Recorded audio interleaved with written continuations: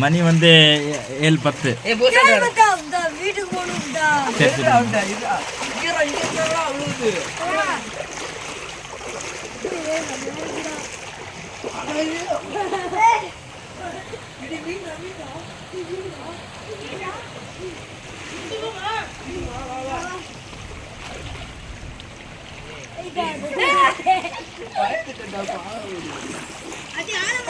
போ வசீகரம் போ.